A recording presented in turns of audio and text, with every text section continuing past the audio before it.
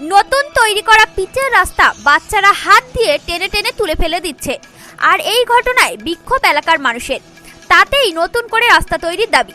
ঘটনাটি হিঙ্গলগঞ্জের দুলদুলি পঞ্চায়েতের করুণাময়ী থেকে সুইচ গেট পর্যন্ত 2 কিলোমিটার রাস্তার ঘটনা। প্রধানমন্ত্রী সড়ক যোজনার বরাদ্দে গত কয়েকদিন আগেই তৈরি হয়েছিল এই রাস্তা। আর সেই রাস্তা এতটাই নিম্নমানের সামগ্রী দিয়ে তৈরি হয়েছে যে বাচ্চারাও হাত। এখন ভোলা মহেশ্বর এন্টারপ্রাইজ আপনার কাছে। এখানে সমস্ত ধরনের বিশুদ্ধ পানীয় জলের ফিল্টার সুলভ মূল্যে বিক্রয় করা হয়। হাত দিয়ে টেনে টেনে সেই রাস্তা তুলে ফেলছে।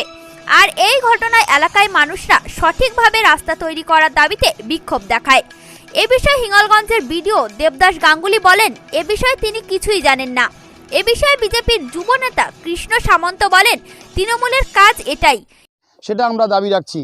আমরা আপনাদের মিডিয়ার মাধ্যম দিয়ে সমস্ত প্রশাসনিক লেভেলকে, সমস্ত স্তরকে আমরা জানাই, এই করুণা মোড় থেকে সুইচ গেট পর্যন্ত 2 কিলোমিটার রাস্তা, এই রাস্তা পুনরায় সুন্দর করে রাস্তাটাকে তৈরি করা হোক। কি নাম আপনার? আমার নাম সুব্রত পাত্র। কোন রাস্তা হচ্ছে?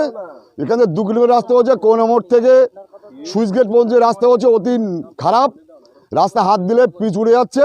আমরা চাইছি পুনরায় আবার এই রাস্তা তৈরি হোক, যাতে